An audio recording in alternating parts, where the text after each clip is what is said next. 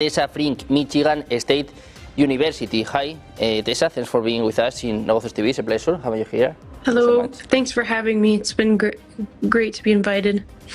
We are talking again about these three ayatlas. Below continues with some messages. What is the difference between three ayatlas and two Borisov, one Oumuamua? What is the difference between them?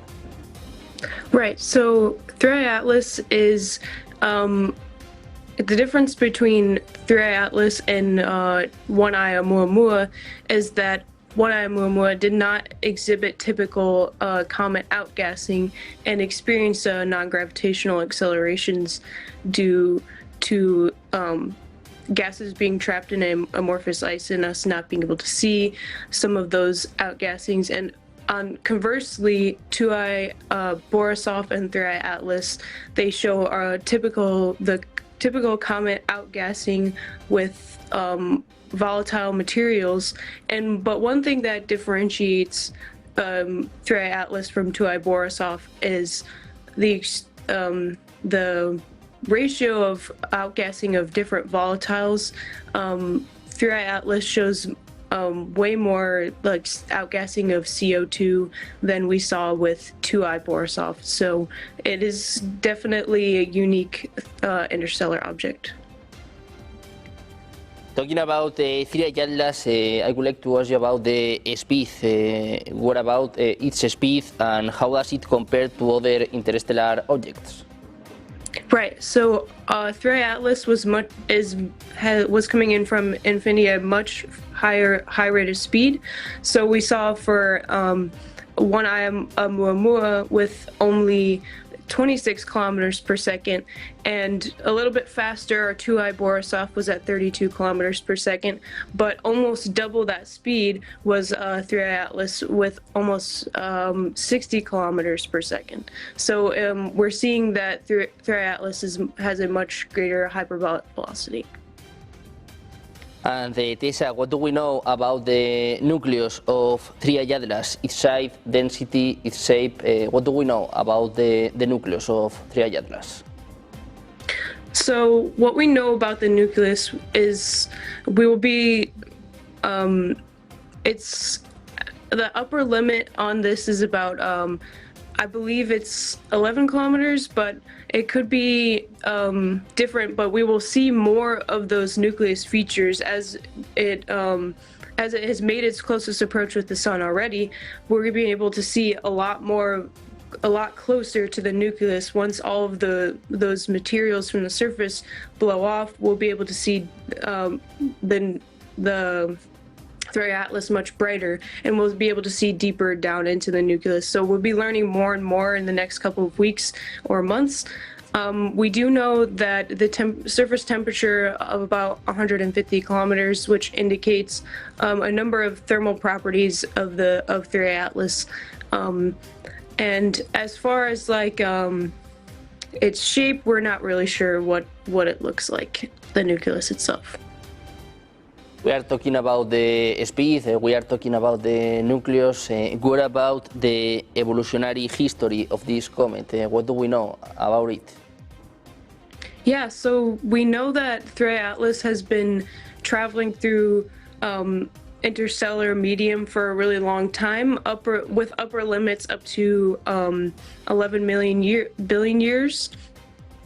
So we know that 3I Atlas has been through a lot coming on its way to our system, and a lot of the surface of 3I Atlas has been processed over that time. So we can tell approximately how long 3I Atlas has been being processed by like galactic cosmic rays, or been processed by interstellar dust and all of that stuff.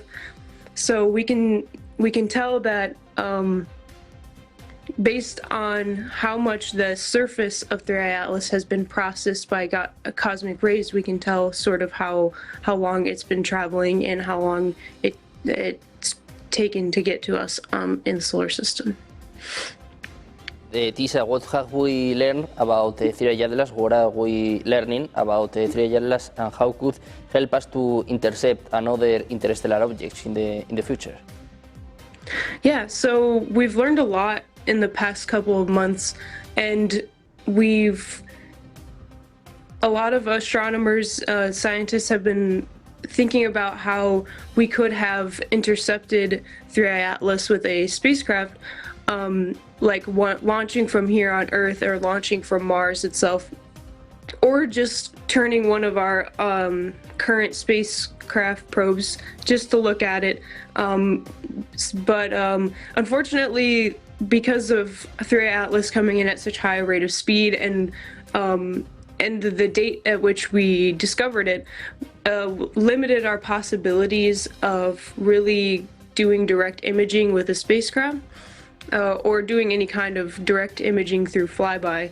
So if we're able to detect a future interstellar object much earlier on, maybe when it's much farther past where we found 3i Atlas, which was near Jupiter, if we could detect the interstellar object much earlier, we can, and if we have some kind of system set up where we can turn our spacecrafts to look at 3i Atlas, or even possibly utilize projects that are in the works right now, like the ESA's a comet interceptor.